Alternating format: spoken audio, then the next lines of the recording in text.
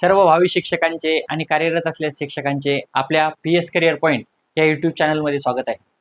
मित्रांनो, आपण TET साठी खास करून गणित विषयासाठी परीक्षेमध्ये कसे प्रश्न येतात याविषयीची एक लेक्चर सिरीज सुरू केली आहे आणि यातीलच पार्ट 2 म्हणजे दुसरा भाग आपण आज घेणार आहोत. तर व्हिडिओ सुरू करण्यापूर्वी आपण जर आपल्या चॅनलवर नवीन असाल तर आपल्या चॅनलला लाईक करा आणि सबस्क्राईब करायला विसरू नका. आपला लाईक आणि सबस्क्राईब मला आणखी नवनवीन व्हिडिओ करण्यासाठी ऊर्जा देतात. काही वेळ न घालवता लगेच आपण आपल्या व्हिडिओला सुरुवात करूयात. बघा मित्रांनो, आपल्याला परीक्षेमध्ये एकूण गणित विषयाचे 30 प्रश्न येत असतात आणि या 30 प्रश्न कशा पद्धतीचे येऊ शकतात, 2013 पासून तर 2025 पर्यंत कशा पद्धतीचे प्रश्न आलेले आहेत आणि या प्रश्नावर आधारितच आपण 2026च्या परीक्षेमध्ये नेमके प्रश्न कसे येणार आहेत असे संभाव्य 30 प्रश्न आज सुद्धा घेऊन आलेलो आहोत. आपल्याला जर TET विषयी आणखी माहिती हवी असेल तर आपल्या डिस्क्रिप्शन बॉक्समध्ये आपण TET साठी एक स्पेशल ग्रुप तयार केला आहे, व्हॉट्सअप ग्रुप तयार केला आहे. त्याची लिंक मी आपल्या डिस्क्रिप्शन बॉक्समध्ये देतो आहे. आपल्याला त्या ग्रुपला जॉईन व्हायचं असेल तर आपण नक्की व्हा. बघा मित्रांनो, आपला आजचा पहिला प्रश्न आहे 9, 4, 1 आणि 0 हे सर्व अंक वापरून तयार होणाऱ्या मोठ्यात मोठ्या व लहानात लहान 4 अंकी संख्येतील फरक किती. बघा, फरक म्हटला की आपल्याला करायची आहे वजाबाकी. फरक म्हटला तर आपल्याला काय करायचे आहे, वजाबाकी. आणि आपल्याला किती अंकी संख्या सांगितलेली आहे, 4 अंकी मोठ्यात मोठी संख्या. 4 अंकी मोठ्यात मोठी. बघा, 4 अंकी मोठ्यात मोठी संख्या तयार करत असताना आपल्याला काय करायचं असतं, तर यातला जो सर्वात मोठा अंक आहे म्हणजे 9 तो अगोदर घ्यायचा, त्यानंतर त्यापेक्षा छोटा आणि सर्वात छोटा अंक आपल्याला घ्यायचा आहे. आणि लहानात लहान संख्या ज्या वेळेला आपल्याला लहान तयार करायची असते तर यामध्ये संख्येमध्ये जर 0 असेल तर तो 0 सर्वात अगोदर घ्यायचा नाही. का, जर आपण तो 0 अगोदर घेतला आणि अशा पद्धतीने संख्या लिहिली तर हा 0 मुळे ही किती अंकी संख्या तयार होते, तर 3च अंकी संख्या तयार होते आणि त्यामुळे मग आपलं गणित काय होऊन जातं, चुकतं. तर मग इथे आपल्याला काय करायचं आहे, तर 0 1 नंबरला न घेता काय करायचं आहे, 2 नंबरला घ्यायचा आहे आणि त्यापेक्षा थोडा मोठा अंक जो आहे तो अगोदर घ्यायचा, त्यानंतर 0 घ्यायचा, त्यापेक्षा नंतर मोठा आणि सर्वात मोठा अंक सर्वात शेवटी घ्यायचा आहे. ठीक आहे. नंतर याचा फरक सांगितला म्हणून याची काय करायची आपल्याला, वजाबाकी. मग इथे झाली 10, 10 मधून 9 गेला 1, इथे 3, इथे 10, 6, 3 आणि 9 मधून 1 गेला 8. तर किती उत्तर आलं आपलं, 8361. तर पर्याय क्रमांक 2 हे आपलं उत्तर. मित्रांनो, आपल्याला वाटेल की हा प्रश्न सोपा आहे, पण परीक्षेत अशा पद्धतीचे प्रश्न मागच्या वर्षी आणि या अगोदरच्या प्रश्नपत्रिकेमध्ये सुद्धा आलेली आहे. त्यामुळे परीक्षेमध्ये गडबड न करता, गोंधळ न करता आपण काय करायचं आहे, या प्रश्नांना शांततेत सोडवायचं आहे. कारण हे गुण आपले हक्काचे गुण असतात आणि या हक्काच्या गुणांना आपल्याला सोडायचं नाही. आपल्याला 150 प्रश्नांपैकी फक्त आपले 90 प्रश्न बरोबर आले की आपलं काम झालं. आणि कास्टसाठी तर ते फक्त 82च लागतात. ठीक आहे. आपल्याला फक्त टार्गेट एवढेच आहे, टार्गेट 90.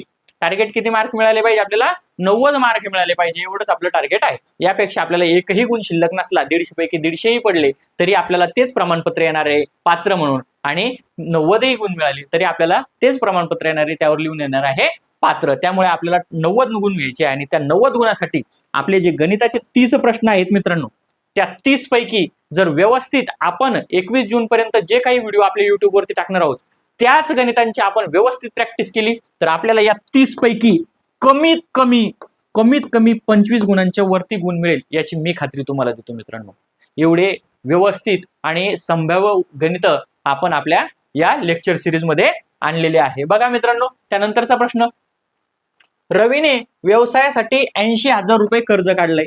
किती कर्ज काढलं आहे त्याने, 80,000 रुपये कर्ज काढलेले आहे. पण किती टक्के दराने, तर 5% दराने 4 वर्षासाठी. 5% दराने 4 वर्षासाठी. तर मुदतीनंतर किती रक्कम परत करावी लागेल. बघा, किती रक्कम परत करावी लागेल, किती व्याज द्यावं लागेल असं विचारलेलं नाही. म्हणजे किती रक्कम म्हणजे एकूण रक्कम द्यायची आहे. ठीक आहे.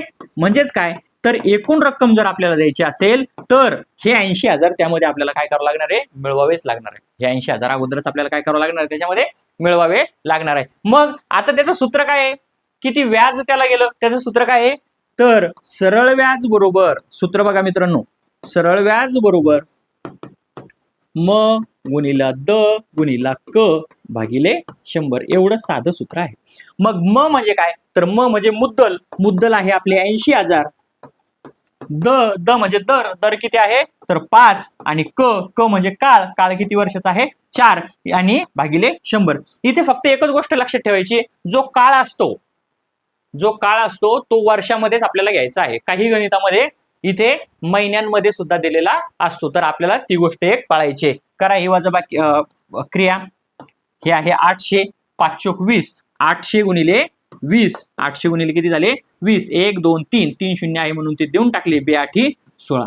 मग त्याला व्याज, सरळ व्याज म्हणजेच त्याचं व्याज, ठीक आहे. व्याज किती लागलं त्याला, तर व्याज लागलं 16,000 रुपये आणि त्याची सुरुवातीची रक्कम किती होती 80,000. मग त्याला एकूण रक्कम किती द्यावी लागेल, तर 80,000 प्लस 16,000 म्हणजे 96,000 रक्कम त्याला द्यावी लागेल. बघा, तर पर्याय क्रमांक 1 हे याचं उत्तर राहील. ठीक आहे, समजलंय. त्यानंतरचा प्रश्न बघा, एका त्रिकोणी संख्येचा पाया 8 आहे. एक त्रिकोणी संख्या आहे, मागील व्हिडिओमध्ये सुद्धा आपण त्रिकोणी संख्येवर आधारित प्रश्न घेतला होता. आता त्यावर थोड्या वेगळ्या प्रकारचा प्रश्न आपण घेतलेला आहे. त्याचा पाया किती आहे तर 8 आहे. बघा, त्रिकोणी संख्येचा पाया किती आहे 8 आहे. त्यानंतर क्रमाने येणाऱ्या चौथ्या त्रिकोणी संख्येचे मूल्य किती, अशा पद्धतीचा प्रश्न आहे. बघा, म्हणजे आता आपण मागच्या व्हिडिओमध्ये काय केलं होतं, तर त्रिकोणी संख्या दिली, तर त्यावरून त्याचा पाया काढायचा सांगितला होता. आता काय दिलेलं आहे, पाया दिलेला आहे, त्यावरून त्याच्या समोरची चौथ्या क्रमांकाची संख्या काढायची आहे. यासाठी एक छोटी ट्रिक आहे. बघा, जर आपल्याला पाया दिलेला आहे आणि तिथून समोरची कितवी पण संख्या सांगितलेली असेल तर काय करायचं, इथे किती नंबरची सांगितलेली आहे चौथ्या क्रमांकाची, म्हणून 8च्या नंतर 4 मोजायचे. 8 9 10 11 आणि 12, म्हणजे 8च्या नंतर जी 8 पाया असलेली जी त्रिकोणी संख्या आहे, तिच्यानंतर जी चौथी संख्या असेल तिचा पाया किती असेल 12 असेल. आणि जर आपल्याला पाया माहिती असेल तर त्रिकोणी संख्या काढणे एकदम सोपं आहे. कसं, तर त्रिकोणी संख्येचा पाया जर आपल्याला माहिती असेल तर तो पाया घ्यायचा, त्याच्या समोरची संख्या घ्यायची, त्याला भागिले 2 करायचं, जे उत्तर आलं ती आपली त्रिकोणी संख्या होईल. म्हणजेच 13 78 ही झाली आपली त्रिकोणी संख्या. एवढं सोपं आहे. काय, तर त्रिकोणी संख्या जर दिलेली असेल, बघा मी त्रिकोणी संख्येवर एवढा फोकस का करतो आहे, कारण त्रिकोणी संख्येवर भरपूर वेळा प्रश्न 100% आलेले आहे, म्हणून त्रिकोणी संख्येवरती आपला गुण जायला नको. बघा, तर हे किती आलेले आहे 78. जर तुम्हाला त्रिकोणी संख्या दिली असेल आणि त्याचा पाया काढायचा असेल तर मी तुम्हाला काय सांगितलं होतं, जो दिलेला आहे त्याला 2 ने गुणायचं, म्हणजे उत्तर किती येतं. आणि अशा दोन संख्या पाहिजे क्रमवार की त्याचा गुणाकार काय आला पाहिजे, काय आला पाहिजे, ही संख्या आली पाहिजे. मग असा, आणि त्यातला जो लहान संख्या आहे तो त्याचा पाया असतो. ठीक आहे, संख्या दिल्यानंतर पाया आणि पाया दिल्यानंतर संख्या आपल्याला काढता यायला हवी. ठीक आहे, त्यानंतर बघा, बघा मित्रांनो, आपण टीईटी साठी एक खास टेस्ट सिरीज सुरू केलेली आहे आणि या टेस्ट सिरीज मध्ये आपण पेपर 1 तसेच पेपर 2 साठी जी संभाव्य प्रश्नपत्रिका असणार आहे अशा 10 प्रश्नपत्रिकांचा संच आपल्या टेस्ट सिरीज मध्ये दिलेला आहे. आणि या टेस्ट सिरीजची किंमत अत्यंत कमी आणि माफक आपण ठेवणार आहोत. जर आपण टेस्ट सिरीज घेण्यासाठी इच्छुक असाल तर आपलं PS करिअर पॉइंट, आपल्या ऍपचं नाव आहे PS करिअर पॉइंट.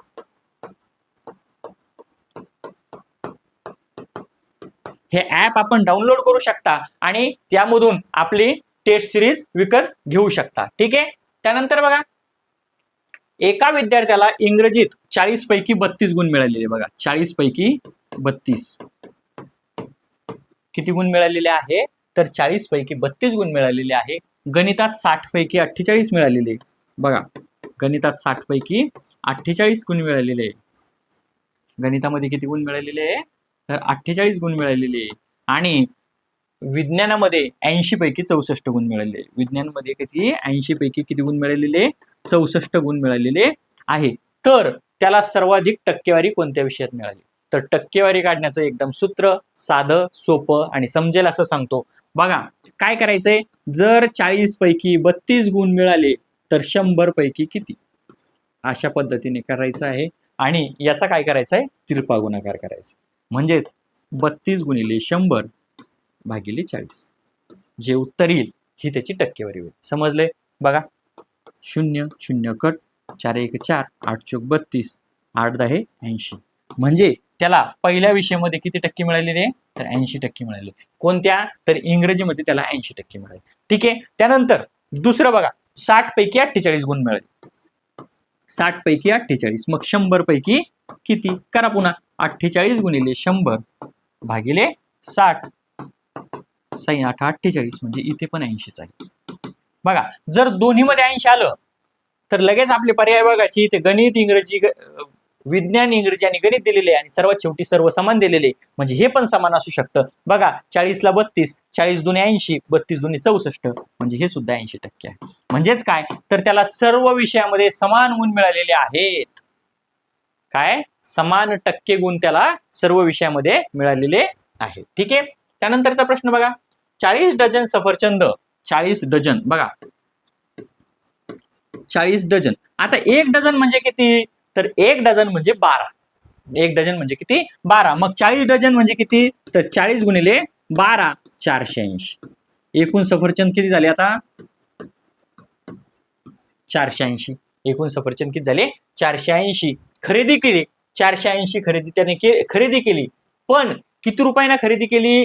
तर 50 रुपये डझन याप्रमाणे. म्हणजेच काय? तर त्याने 40 डझन खरेदी केली किती रुपये दराने? 50 रुपये दराने. म्हणजेच त्याला एकूण किती रुपये लागले खर्च? तर 2000 रुपये खर्च त्याला लागलेला आहे. एवढं समजलं का? आता पुढे काय सांगितलं?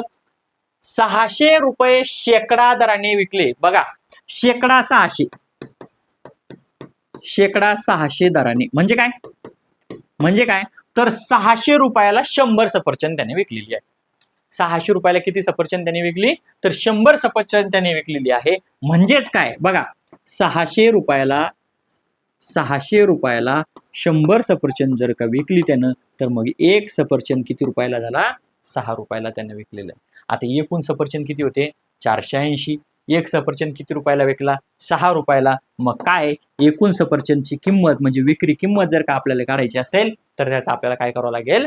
गुणाकार करावा लागेल. मग 6 0 0, 6 8 48, 8 4 4, 6 24 आणि 4 28. म्हणजेच काय?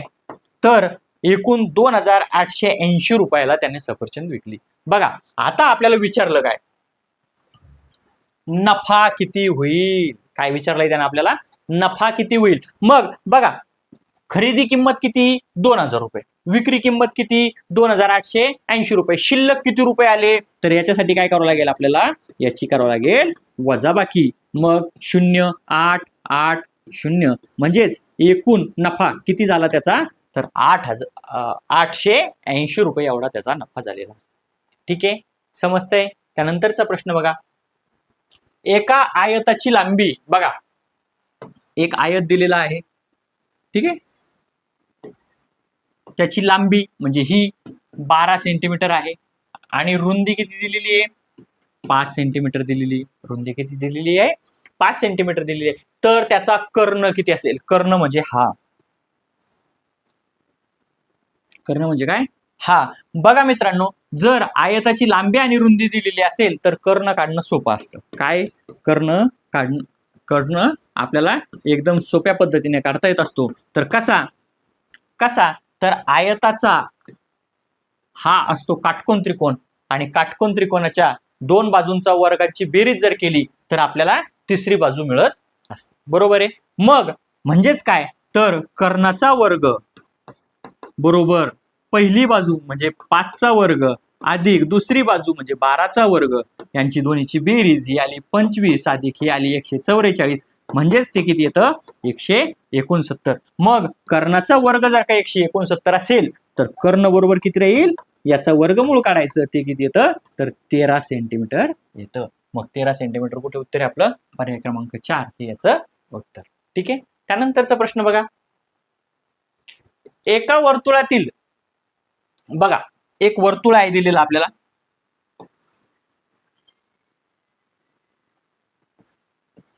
ठीक आहे. एका वर्तुळातील 24 सेमी लांबीची जीवा, एक जीवा आहे ही, आणि या जीवेची लांबी किती आहे? 24 सेंटीमीटर आहे. ठीक आहे. 24 सेमी लांबीची जीवा केंद्रापासून 5 सेमी अंतरावर आहे. म्हणजे हे जे वर्तुळाचं केंद्र आहे, इथून किती आहे? 5 सेमी अंतरावर आहे, म्हणजे ही अंतर आहे 5 सेंटीमीटर. ठीक आहे. तर वर्तुळाची त्रिज्या किती आपल्याला काढायचं, काय सांगितलेलं त्यांनी, वर्तुळाची त्रिज्या ही जीवा दिली आहे, ही हे अंतर दिलेले आहे, आपल्याला काढायचं काय, ही त्रिज्या काढायची बघा, ही इथपासून इथपर्यंत.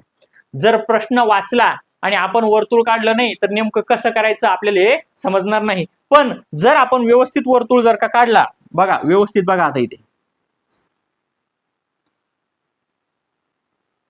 हा हे 24 अंतर आहे. जर तुम्ही व्यवस्थित अंतर पाहिलं तर इथे काय तयार झालेले आहे, इथे सुद्धा मागील गणिताप्रमाणे इथे बघा हा एक त्रिकोण तयार झालेला आहे, आणि ही ही रेष जी असते ही नेहमी स्ट्रेट असते, सरळ असते, म्हणजे इथे तयार होत असतो काटकोन त्रिकोण. इथे सुद्धा काय तयार होत असतो, काटकोन त्रिकोण. आता ही पूर्ण अंतर, हे पूर्ण अंतर 24 आहे. ही जी रेष असते ही बरोबर तंतोतंत मध्यभागी त्याला काय करत असते, छेदत असते किंवा मध्यभागी असते. म्हणजेच काय, तर हे अंतर सुद्धा 12 होत असतं आणि हे अंतर सुद्धा 12 होत असतं. समजलंय का? मग आता बघा, आपल्याला हे अंतर मिळालंय 12, हे अंतर मिळालंय 5, आपल्याला काढायचं हे अंतर. तिथेच त्या कर्णाच्या सारखंच तिथे पण लांबी 12 होती, रुंदी 5 होती, म्हणजे 12चा वर्ग अधिक 5चा वर्ग बरोबर बरोबर बरोबर काय राहणार आहे, त्रिज्येचा वर्ग, त्रिज्येचा वर्ग. आणि म्हणून इथे येणार 169, आणि मग ते वर्गमूळ जर का आपण काढलं तर ते किती येतं, 13 येतं. म्हणजे त्रिज्या बरोबर काय येणार आहे इथे, तर 13 सेंटीमीटरच येणार आहे. बघा मागच्या गणितामध्ये या गणितामध्ये अंक सारखेच होते, पण परीक्षेमध्ये तुम्हाला वर्तुळावर आधारित एक प्रश्न येतच असतो, कंसावर आधारित किंवा अशा पद्धतीचं. तर त्यावेळेला काय करायचंय तुम्ही, जर आपल्याला वर्तुळ दिलेलं असेल तर काही हरकत नाही, पण जर वर्तुळ दिलेलं नसेल तर वर्तुळाची डायग्राम तिथेच काढायची. आयताचे प्रश्न असतील तर आयताची डायग्राम काढायची. डायग्राम काढल्यानंतर, आकृती काढल्यानंतर आपल्याला प्रश्न समजायला सोपा जातो. अन्यथा आपल्याला काय होते की नेमकं काढायचं काय हे समजत नाही. त्यामुळे आकृती काढायची, आकृती काढायला विसरायचं नाही. ठीक आहे. त्यानंतर बघा, आता एक प्रश्न आहे, पदावलीवर आधारित प्रश्न आहे. ठीक आहे. आता काय दिलेलं आहे बघा, अशा प्रश्नामध्ये काय करायचंय अगोदर, जर आपल्याला वर्गमूळ दिलेला असेल बघा, तर ह्यातलीच क्रिया अगोदर करायची. ठीक आहे, एवढं समजलं का? पुन्हा काय करायचंय, आपला नियम विसरायचा नाही. कोणता? कंचे भागू बेव, म्हणजे काय, कंस नंतर चे दिलेला असेल तर चे, नंतर काय करायचंय भागाकार, नंतर काय करायचंय गुणाकार, नंतर बेरीज, आणि सर्वात शेवटी काय करायचं आहे तर वजाबाकी करायची. समजलं का? ठीक आहे. मग आता इथे करा, इथे काय दिलेलं आहे बघा, इथे काय केलेलं आहे बघा, तर इथे सर्वात अगोदर ही क्रिया अगोदर करावी लागेल आपल्याला, ही वर्गमुळात 256. मग वर्गमुळात 256 म्हणजे 256चं वर्गमूळ किती येतं तर 16. काय 256चं वर्गमूळ किती येतं 16. मग आता हे अगोदर आपण लिहून घेऊ बाकीचं, कंसामध्ये 0.25 अधिक 0.75 गुणिले इथे येईल 16. ठीक आहे. आता बघा इथे जर तुम्ही अगोदर, तुम्हाला फसवण्यासाठी इथे खाली आणखी हे बघा, खाली किती दिलेली आहे 120. फसवण्यासाठी तुम्हाला काय केलंय की 0.25 आणि 0.75 म्हणजे 1 येतो. आपल्या डोक्यात तसं होऊ शकतं, तो 1 येतो आणि 1 गुणिले 16 म्हणजे ते 16च राहतं. 16चं वर्गमूळ 4. लगेच आपण 4 करायचो बार आणि लगेच तो गुणाकार करायचा, आणि त्यानं काय होऊन जातं, आपलं चुकण्याची शक्यता असते. काय होतंय, चुकण्याची शक्यता असते. मग इथे आपल्याला अगोदर काय करायचं आहे तर ही क्रिया अगोदर करायची बघा, ही का, कारण इथे गुणाकाराचे चिन्ह आहे. काय आहे, गुणाकाराचे चिन्ह आहे. मग करा 600 वजा 120 वर्गमुळात 0.25 अधिक, आता बघा 16 75 गुणिले 16, अगोदर अशी क्रिया करून घेऊ. 16 85 0, हातच्या आले 8, 16 1 16 16 96, 16 साती 102 108, 16 साती 112 का बघा, 6 7 42, हातच्या 4 7 1 7 4 11, 112, 16 साती 112. आणि त्याच्यामध्ये काय केलं आपण, त्याच्यामध्ये काय करायचंय, किती मिळवायचे आहे तर 18 मिळवायचे. बरोबर आहे का बघून घ्या एकदा. 16 85 0 हातच्या आले 8, 16 7 112 आणि त्याच्यात 8 मिळवले तर ते किती येते, याच्यात 8 मिळवले तर 120. किती येते 120. म्हणजे हे आलं 1200. किती आलं 1200. बरोबर आहे का 1200.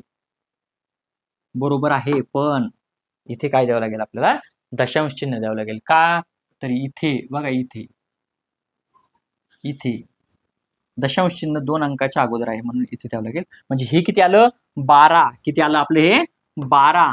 मग बघा 600 वजा 120 वर्गमुळात 0.25 अधिक 12 असं आलेलं आहे. आणि त्याचा छेद 120 जसाच्या तसा. बघा आता समोर काय करावं लागेल मग आपल्याला, आता काय करायचंय तर ही क्रिया अगोदर आता करून घ्यायची वर्गमुळातली. म्हणजेच काय येईल ते तर 600 वजा 120 आणि वर्गमुळात काय येणार ते 12.25 छेद 120. एवढं समजलं का. बरोबर आहे. आता बघा जर अशा संख्येचं वर्गमूळ आपल्याला काढायचं असेल तर त्यावेळेला काय करायचंय, दशांश चिन्ह पकडायचा नाही, कारण 2 नंतर दशांश चिन्ह आहे म्हणून वर्गमूळ काढत असताना दशांश चिन्ह एका संख्येनंतर द्यायचं. ठीक आहे. आता इथे जर 25 असेल तर याचा अर्थ याच्या एकक स्थानी काय असतो 5 असतो. मग त्याच्या एकक स्थानी इथे आपण लिहून घेऊयात 600 वजा 120. आता इथे काहीच नाही म्हणजे गुणाकाराचं चिन्ह असतं.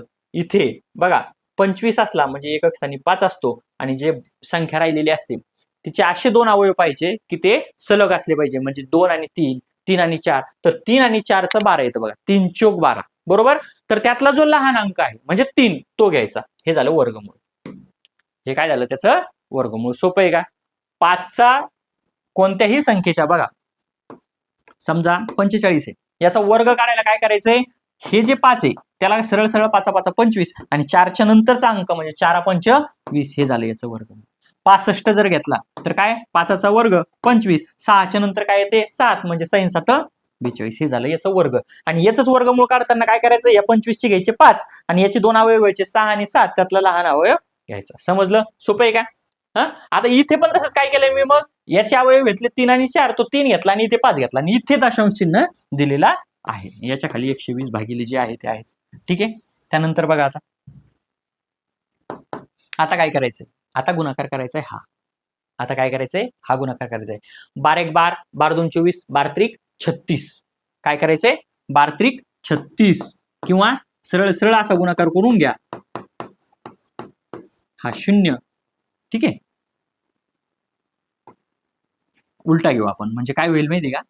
बघा हा असा जर गुणाकार घेतला आपण तर हा 0 देऊन टाकला. आता 12चा पाडा येतो आपल्याला. 12 पंच 60 0 हातच्याली 6, 12 1 12, 12 2 24, 12 3 36, 36 आणि 6 42. इथे दशांश चिन्ह म्हणजे ते किती येतं 420. बघा आणि खाली 120 जशीच्या तसे. आता 620 मधून 420 गेले. बरोबर. 620 मधून 420 गेले किती राहतात, 600 मधून 420 500 180. किती राहतात 180. 180 भागिले 120 सैन त्रिक 18 सैन दुनी 12 म्हणजे 3/2. उत्तर आहे का आपलं 3/2. नाही, दशांश चिन्हामध्ये याचा भागाकार करा. बे एक बे, एक उरला भाग जात नाही म्हणून 5 म्हणजे त्याचं उत्तर किती आलं तर 1.5. 1.5. पर्याय क्रमांक 4 याचं उत्तर. सोपं आहे. प्रश्न सोपा आहे. फक्त काय करायचंय तुम्हाला, जशी जशी एक एक क्रिया करायचं जायचंय. प्रश्न चुकत नाही. पण तुम्ही जर याच्यामध्ये घाई केली तर आपलं अशा पद्धतीचे प्रश्न नक्की परीक्षेत चुकत असतात. ठीक आहे. त्यामुळे त्याचं उत्तर किती तर 1.5. बघा आता 6 खुर्च्या व 4 टेबलांची किंमत 2400 रुपये आहे.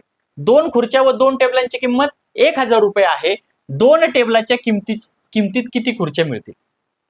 जर तुम्ही इथे व्यवस्थित निरीक्षण केलं या प्रश्नामध्ये काही प्रश्न असे असतात की ती सोडवायची गरज नसते. बघा हे कसं सोडवायचं हे सुद्धा मी तुम्हाला सांगतो. पण परीक्षेमध्ये प्रत्येकच गणित सोडवत न बसता थोडीशी ट्रिक पण पाहिजे. इथे आपल्याला काय सांगितलेले 2 टेबलाच्या किमतीत किती खुर्च्या मिळतील. बरोबर बरोबर. तर बघा आता काय करायचंय तुम्हाला, इथे काय सांगितलं आपल्याला 6 टेबल आणि इकडे बघा 6 खुर्च्या.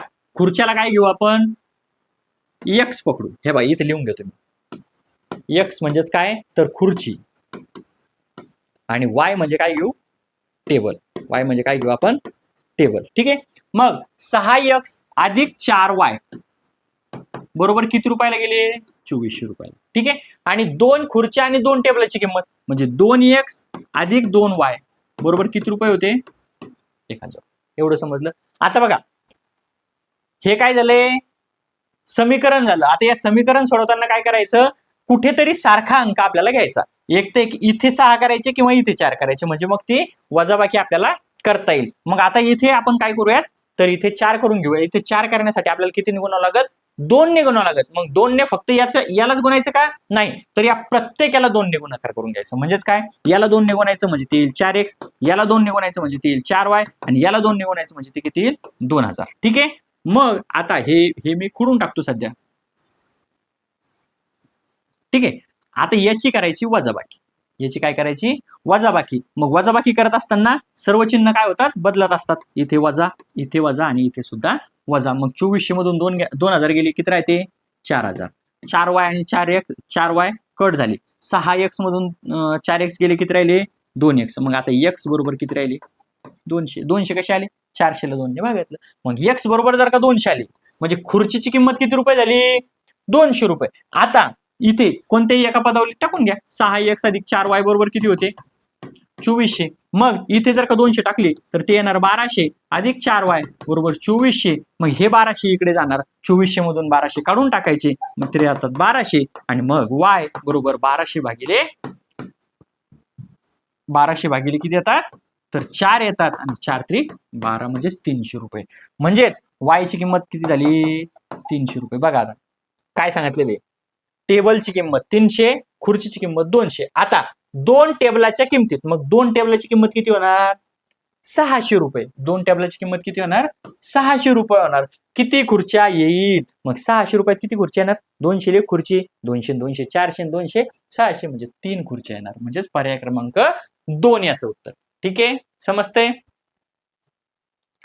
जर तुम्हाला माहिती आवडत असेल तर आपल्या चॅनलला नक्की लाईक करा, सबस्क्राईब करायला विसरू नका. पुन्हा पुन्हा सांगण्याचं काम पडू देऊ नका. आपला एक लाईक आपली एक कमेंट आणि आपला एक सबस्क्राईब मला याहून आणखी ऊर्जा देऊन आणखी नवनवीन व्हिडिओ तयार करण्याला आणखी मदत करेल. त्यामुळे चॅनलला सबस्क्राईब करायला विसरू नका. ठीक आहे. त्यानंतर बघा 48 आणि 72 यांचे सामायिक विभाजक किती आहे. सामायिक विभाजक काढत असताना काय करायचंय तर सर्वात सोपं असतं त्याचा मसावी काढणे.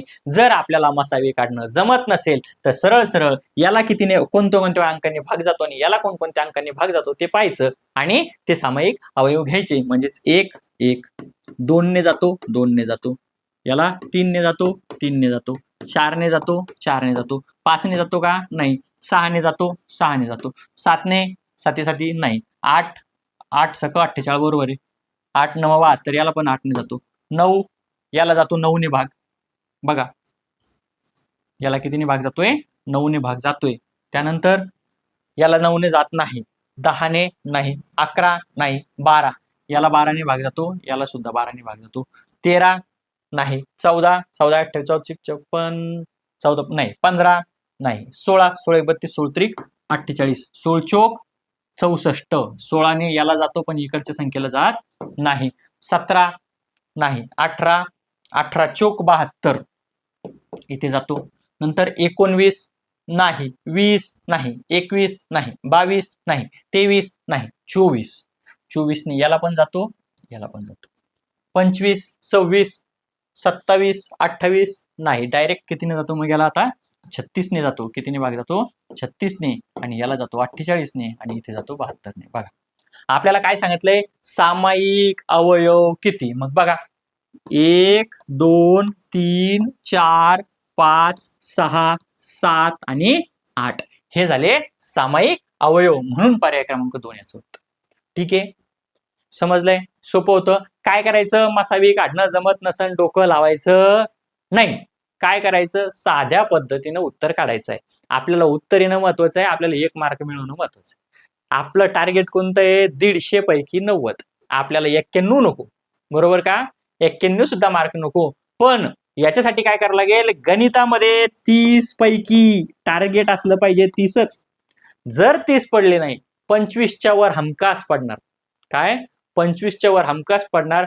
मागील परीक्षेमध्ये या अगोदरची जी टीईटी झाली होती मित्रांनो, सांगण्यास अभिमान वाटतो, 30 पैकी 29 प्रश्न माझे स्वतःचे बरोबर होते. एक प्रश्न अचानक तो काळा करण्यात कसा चुकला ते आणखीनही मला सांगता येत नाहीये, पण 30 पैकी 29 प्रश्न माझे स्वतःचे बरोबर होते.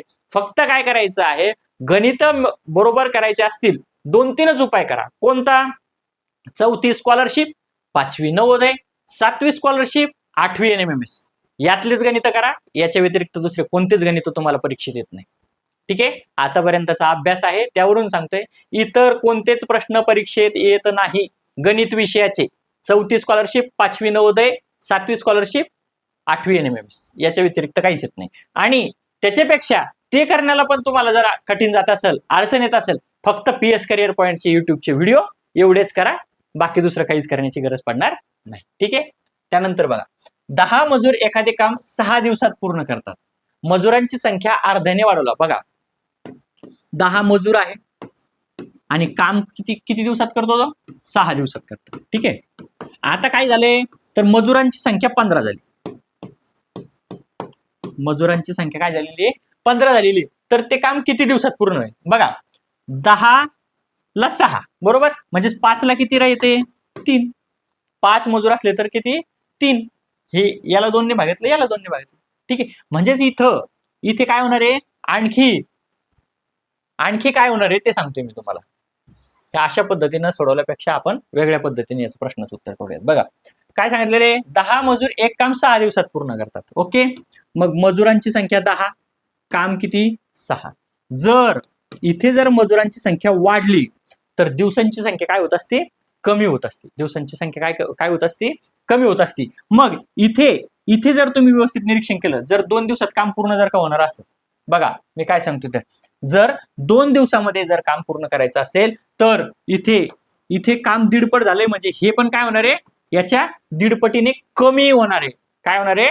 कमी होणार आहे. म्हणजे हे जर 6 असेल तर याच्या 1.5 पट कमी किंवा निम्म कमी, म्हणजे 4 होणार आहे. काय होणार आहे? 4 होणार आहे. याचं उत्तर किती येणार आहे? आपलं 4 येणार आहे. ठीक आहे. त्यानंतरचा प्रश्न बघा, एका संख्येच्या दुपटीत एक संख्या आहे, ती x पकडू, तिची दुप्पट म्हणजे 2x, त्याच्यात 8 मिळवले. ठीक आहे, तर उत्तर किती येते? 40 येते. तुम्हाला समीकरण तयार करणं जमलं की उत्तर 100% जमणार. त्या संख्येची तिप्पट किती, याची तिप्पट काढायची आपल्याला. मग अगोदर हे अधिक मध्ये इकडे जाऊन काय होणार? वजा होणार. म्हणजे 2x बरोबर 40 मधून 8 गेले 32, म्हणजेच x बरोबर आलं 16. आता आपल्याला याची तिप्पट काढायची, म्हणजे 3x काढायचे, म्हणजे 16 गुणिले 3 काढायचंय. 16 × 32 16 × 48, हे याचं उत्तर आहे. ठीक आहे. त्यानंतरचा प्रश्न बघा, करा वाचन.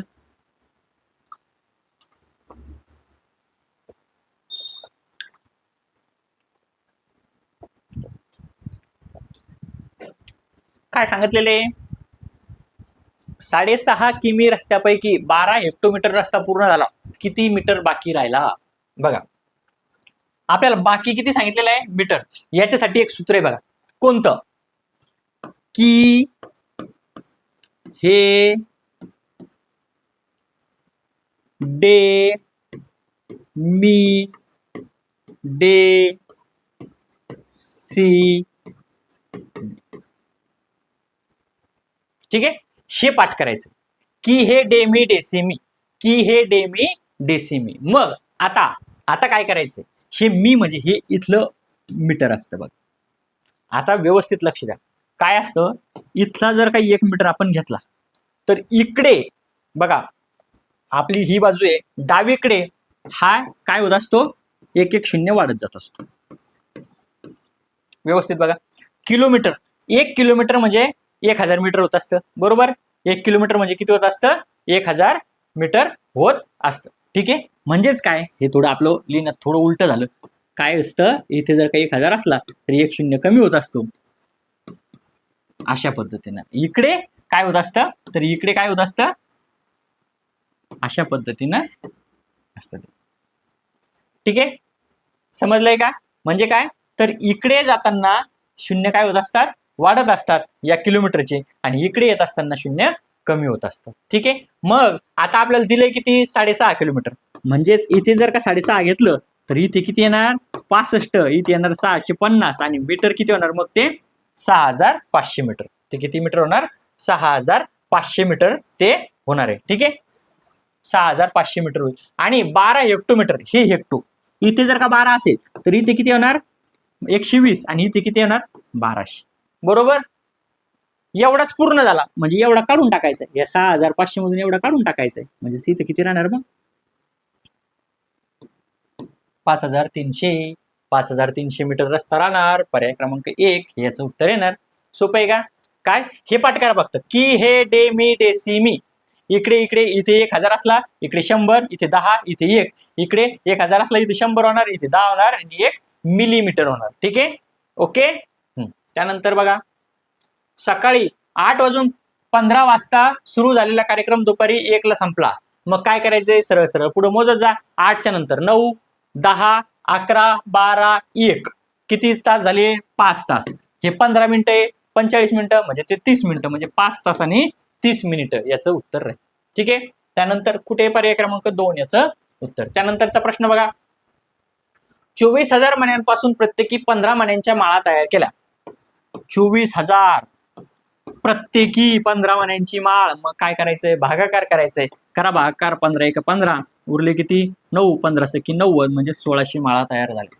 पर्याय क्रमांक 2 याचं उत्तर. त्यानंतरचा प्रश्न, एका पुस्तकाची 308 पाने वाचली. बघा, 305 वाचली याचा अर्थ काय, राहिली किती 508 राहिली. ठीक आहे, 80 पाने वाचायचे म्हणजे 508x बरोबरच 80 पानावर येतात. बरोबर, तर पुस्तकात एकूण किती पाने, मग ही x ची किंमत आपल्याला काढायची. मग काढा, ही x इथे 80 × 8 / 5. 5 × 1 5, 5 × 1 5, 5 × 30, 16, 16 × 8, 16 × 8 किती येते तर 128. 128 पर्याय क्रमांक 2 याचं उत्तर. ठीक आहे, त्यानंतरचा प्रश्न बघा, 6 मीटर कापडापासून 3 शर्ट शिवले. बघा, 6 मीटर पासून 3 शर्ट. जर 18 शर्ट शिवायचे असतील तर किती कापड लागेल. बघा, 3च्या दुप्पट 6 आहे, मग 18च्या दुप्पट किती येईल 36. म्हणून पर्याय क्रमांक 3 याचं उत्तर. काही प्रश्न एवढे सोपे पण असतात, थोडं लॉजिक लावायचं उत्तर येतं. 30 पैकी आपल्याला 5-10 प्रश्न 100% येणार आहे. तुम्ही अभ्यास न करता सुद्धा गेले तिथं तरी पण तुम्हाला 10 प्रश्न 100% येणार. पण खरी लढाई कुठे आहे आपली, तर आपल्याला 30 पैकी 25 मार्क मिळवायचे आहे.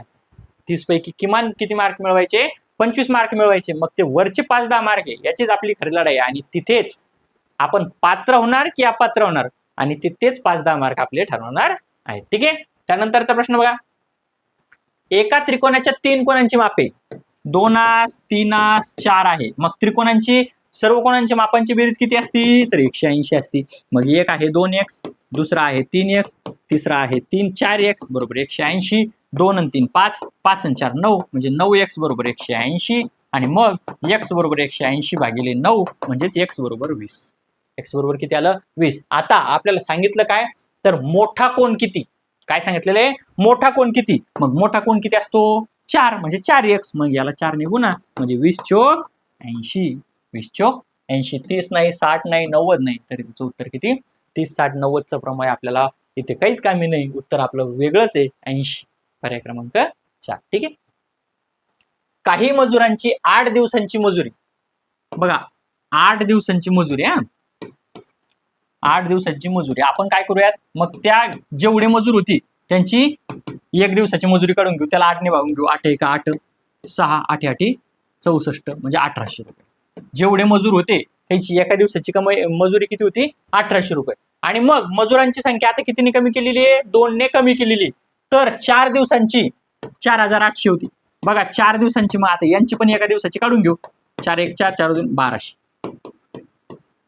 मजुरांची संख्या 2 ने कमी केली. बघा आता काय, मजुरांची संख्या 2 ने कमी केली तर एका दिवसात फरक किती पडतो 1800 वरून किती येतं 1200. म्हणजेच जे 2 मजूर राहिले त्याला पैसे किती जात होते 1800 मधून 1200 गेले किती जात होते तर 600 रुपये जात होते. म्हणजेच काय तर एका मजुराला, बघा एका मजुराला किती रुपये येत होते 300 रुपये येत होते. एका मजुराला किती रुपये येत होते 300 रुपये येत होते.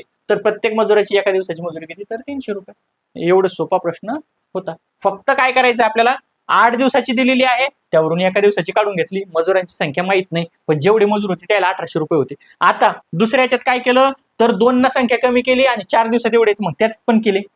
मग संख्या कितीने कमी झाली होती? 2 न कमी झाली होती. मग 1800 मधून 1200 काढून टाकली, उरले 600. हे 600 रुपये म्हणजे त्या 2 मजुराचे होते जे कमी झाले, आणि म्हणून मग एका मजुराला 300 रुपये. म्हणून याचं उत्तर पर्याय क्रमांक 4 हे राहील. ठीक आहे. त्यानंतरचं बघा, 5 मित्रांनी अनुक्रमे 35, 40, 55, 25 आणि 45 किलोग्रॅम गहू जमा केला आणि 5 समान पिशव्यात भरला. म्हणजे सगळा जमा केला आणि सगळ्यात सारखं वजन टाकलं. आता बघा, ज्या वेळेला आपल्याला सारखं वजन टाकायचं असतं, सारखे वजन असते, म्हणजेच ती असती सरासरी. काय असते ती? सरासरी. आणि सरासरी काढायची असेल तर सर्वांची बेरीज करायची, त्याला भागिले 5 करायचं. 5 1 5, 5 2 10, 5 3 15, 5 1 20, 0 4 2 8, 8 4 12, 12 आणि हे 8 20 म्हणजे 200, 200 भागिले 5 म्हणजे 40. एका पिशवीत किती राहणार? तर 40 किलोग्रॅम गहू राहणार आहे. ठीक आहे. त्यानंतरचा प्रश्न, एका चौरसाकृती एक वर्ग आहे आणि तो चौरसाकृती आहे. तो कोणता आहे? चौरसाकृती आहे आणि त्याची बाजू किती आहे? 14 सेंटीमीटर आहे. तर त्याचे क्षेत्रफळ किती? मग चौरसाचे क्षेत्रफळ बरोबर बाजू गुणिले बाजू म्हणजे, आणि त्याची बाजू असते सारखी म्हणजे 14 गुणिले 14, 14चा वर्ग म्हणजे 196 चौरस सेंटीमीटर. पर्याय क्रमांक 1 उत्तर. आता हे आपल्याला परीक्षेमध्ये सर्व येणार आहे, फक्त परीक्षेमध्ये ते काय करतील, इथे चौरस सेंटीमीटरच्या ऐवजी टाकतील चौरस मीटर आणि पर्याय क्रमांक 4 देतील 194 चौरस सेंटीमीटर. आणि आपण गडबडीमध्ये काय करणार? पर्याय क्रमांक 1च उत्तर देणार, आपलं ते चुकणार. असं करायचं नाही. इथे आपण पर्यायामध्ये घेताना चौरस मीटर दिलं नाही, पण आपल्याला ते एकदम व्यवस्थित शोधायचंय. क्षेत्रफळ काढत असताना ते चौरस मीटर किंवा सेंटीमीटर मध्ये असतं आणि परिमिती काढत असताना ती मीटर किंवा सेंटीमीटर मध्ये असतं. ठीक आहे. त्यानंतरचा प्रश्न बघा, प्रत्येक लहान चौरसाची परिमिती. एक चौरस आहे बघा, आता हे चौरस आहे आणि याची परिमिती किती आहे? तर 12 आहे. परिमिती किती दिलेली आहे बघा? 12 सेंटीमीटर दिलेली आहे. अशा 4 चौरसांना सलग मांडून प्रश्न व्यवस्थित बघा. हा प्रश्न चुकण्याची शक्यता आहे. का? तर अशा 4 चौरसांना सलग मांडलेला आहे. म्हणजे हा एक चौरस, हा दुसरा, हा तिसरा आणि हा चौथा. सलग मांडून हे सांगितलेलं आहे. एका समोर एक, इथे कंसात पण दिलंय, म्हणजे एका समोर एक. तयार झालेल्या मोठ्या आयताची परिमिती किती? बघा, हे 12 होतं आणि चौरसाची परिमिती बरोबर काय सूत्र असतं? 4 गुणिले बाजू. मग इथे 12 आलं म्हणजे त्याला 4 ने जर का भागितलं तर हे येतं 3. हे किती येतं? 3. हे पण अंतर येतं 3, हे पण येतं 3. आता असे सारखे 3 आहे बघा. हे आतलं पण अंतर किती येतं? तर 3च येतं. मग हे 3, हे 3, हे 3, हे 3, हे 3, सर्व 3 3 आले. आता आपल्याला आयताची परिमिती काढायची. कोणत्याही आकृतीची परिमिती काढायला हे जे आतलं असतं ह्या आतल्या रेषा काहीच ग्राह्य धरायच्या नसतात. ह्या आतल्या रेषा ग्राह्य धरायच्या असतात का? नाही, फक्त बाहेरच्या. म्हणजेच हे 3 1 3 3 2 6 3 3 3 4 12 13 14 15 15 आणि हे 12 15 आणि 12 किती होतात? 15 आणि 12 27 आणि हे 3 30. म्हणजेच त्याची परिमिती किती येणार? तर 30 सेंटीमीटर येणार. म्हणजेच पर्याय क्रमांक 2. बघा, समजलंय? आता इथे जर आपण थोडी गोंधळ केला असता, म्हणजे कसा? आपल्याला चौरस सांगितलंय बाबा, मग हे इथे मांडू, हा इथे एक मांडू, हा इथे एक मांडू आणि हा एक मांडू. आपल्याला 4 सांगितलेले, 4 मांडले, बरोबर. मग इथे 3, इथे 3, इथे 3, इथे 3, इथे 3, इथे 3, हे 3 आतले धरायचे नाही असं सरांनी सांगितलेले. आता हे मोजा, 3 आणि 3 6, 6 आणि 6 12, 12 आणि 6 18, 18 आणि 6 24, लगेच 24 आणि पर्याय क्रमांक 1 हे आपलं उत्तर. आपण दिलं असतं, घरी येऊन म्हटलं असतं की बरोबर आहे माझं, पण जेव्हा आन्सर की येते तेव्हा कळतं की अरे हे काहीतरी चुकलंय. का? तर त्यांनी आपल्याला कंसात पण दिलं होतं, एका समोर एक मांडलेले आणि सलग मांडलेले. मग हे असं मांडलं की ते चुकतं. म्हणून याचं उत्तर पर्याय क्रमांक 2 30 सेंटीमीटर असतं. ठीक आहे, समजलंय? त्यानंतरचा प्रश्न बघा, एका वस्तूची खरेदी किंमत 500 रुपये बघा आणि विक्री किंमत किती आहे? 575 रुपये. तर नफ्याची टक्केवारी किती? बघा, 500ची वस्तू 575 ला विकली, मग 500 रुपयाला नफा किती झाला? बघा, 500 रुपयाला नफा 75 रुपये. मग 100 रुपयाला पुन्हा किती करा? 100 गुणिले 75 भागिले 500. हे 0 0 कट, 5 1 5, 5 5 25 म्हणजेच 15% त्याला नफा झालेला आहे. पर्याय क्रमांक 3 याचं उत्तर. ठीक आहे. त्यानंतरचा प्रश्न बघा, 7200 रकमेत, बघा 7200 रकमेत 200 रुपयाच्या आणि 100 रुपयाच्या काही नोटा आहेत. समान नोट आहे बरं का, म्हणजे 100चे जेवढे आहेत तेवढ्याच 200च्या आहेत. तर एकूण किती नोटा आहेत? एकूण म्हणजे 100च्या आणि 200च्या आपल्याला माहित नाही. म्हणजेच काय, तर 100च्या x नोट आहे अधिक 200च्या x नोट आहे, एकूण रक्कम आहे 7200. करा बेरीज, हे 200 हे 300, 300x बरोबर 7200. मग x बरोबर 7200 भागिले हे 300, हे 0 0 कट झाले, 3 2 6, 1 उरला आणि 3 चौक 12, म्हणजेच x बरोबर किती आलं, तर 24 आलं. x बरोबर किती आलं, 24 आलं. म्हणजेच काय, मग आपलं उत्तर लगेच 24 झालं का? नाही, उत्तर 24 झालं नाही. म्हणजे काय, तर 100च्या 24 नोटा आहे आणि 200च्या 24 नोटा आहे. आपल्याला एकूण नोटा विचारल्या, मग 100च्या 24 आणि 200च्या 24 म्हणजे 24 आणि 24 किती येणार, 48 येणार. आणि अशा गणितामध्ये काय करायचं माहिती का, एकदा उत्तर निघाल्यानंतर एकदा क्रॉस चेक पण करून घ्यायचं. क्रॉस चेक करण्यासाठी आपल्याला जास्तीत जास्त 30 सेकंद लागतात. मग क्रॉस चेक कसं करायचं, तर मग आता आपण जर का 24 उत्तर काढलं म्हणजे याचा अर्थ काय, 12 नोटा 100च्या म्हणजे 1200, 12 नोटा 200च्या म्हणजे 2400, एकूण रक्कम किती उरगली, 3600. उत्तर चूक.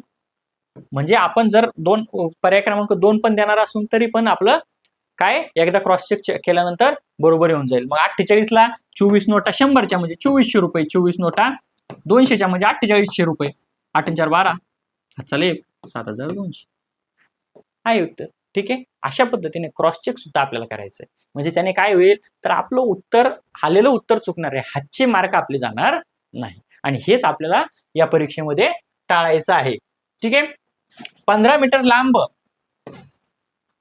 बघा काय केलंय, 15 मीटर लांब, ओके, 10 मीटर रुंद म्हणजे काय येते, 2 मीटर बाजूचे 5 चौकोनी खड्डे खणलेत. याच्या आतमध्ये 2 मीटर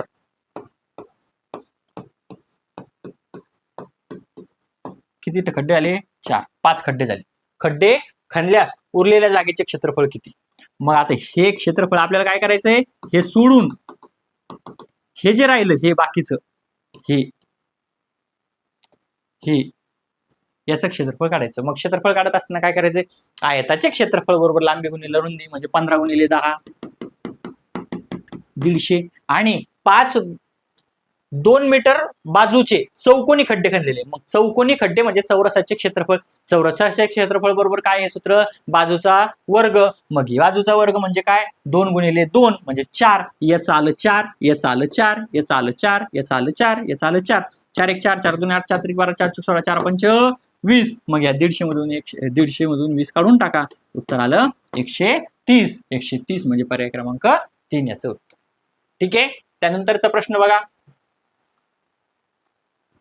200 सेमी लांब बघा, 100 सेमी रुंद व 80 सेमी उंच पेटीला पायरून रंग देण्यासाठी एक पेटी आहे. आणि पेटीमध्ये काय असतं, तर काय असतं, लांबी असते, रुंदी असते आणि उंची पण असते. त्याला बाहेरून रंग द्यायचा आहे, तर रंग देण्यासाठी 40 रुपये. व्यवस्थित वाचायचा आहे प्रश्न व्यवस्थित वाचला नाही तर तो चुकत असतो. 40 रुपये प्रति, इथे काय दिलेले बघा, चौरस मीटर, चौरस सेंटीमीटर नाही. काय दिलेले, चौरस मीटर. ही ते सेंटीमीटर मध्ये घेतलेले आहे सर्व बाजू, पण मीटर मध्ये आपल्याला काढायचं आहे. तर किती खर्च येईल असं सांगितलेले. मग अशा वेळेला एक सूत्र असतं, कोणतं, तर 2 कंसात लांबी गुणिले रुंदी अधिक लांबी गुणिले उंची अधिक रुंदी गुणिले उंची, याची करायला लागते बेरीज. मग आता लांबी आणि रुंदी हे सगळं आपल्याला दिलेले सेंटीमीटर मध्ये, आपल्याला इथे दिलेलं आहे चौरस मीटर मध्ये. मग सेंटीमीटरचा अगोदरच मीटर मध्ये करून घ्या, म्हणजे मग आपल्याला उत्तर काढायला सोपं जाईल. मग हे जर 200 सेंटीमीटर असेल, ठीक आहे, लांबी 200 सेंटीमीटर असेल म्हणजे 2 मीटर काय हो झाली, ती लांबी झाली. ठीक आहे, रुंदी म्हणजे ब्रेड किती आहे, 100 सेंटीमीटर दिली, म्हणजेच इथे किती, 1 मीटर. आणि हाईट, उंची किती दिलेली आहे, 80 सेंटीमीटर, म्हणजेच उंची किती येणार, 0.8 मीटर. अशा पद्धतीने मग घ्या आता 2 कंसात लांबी गुणिले रुंदी म्हणजे 2 गुणिले 1 अधिक लांबी गुणिले हाईट म्हणजे 2 गुणिले 0.8 अधिक 1 गुणिले 0.8 अशा पद्धतीने हे सोडवा. 2 कंसात 2 आणि 2 गुणिले 1 2 अधिक हे 8 2 16 म्हणजे 1.6 अधिक हे 0.8. करा याची बेरीज. हे 1.6 करा बेरीज. हे बघा 2 अधिक 1.6 अधिक 0.8 दशांश चिन्हाखाली दशांश चिन्ह घ्यायचं. 8 आणि 6 बरोबर आहे.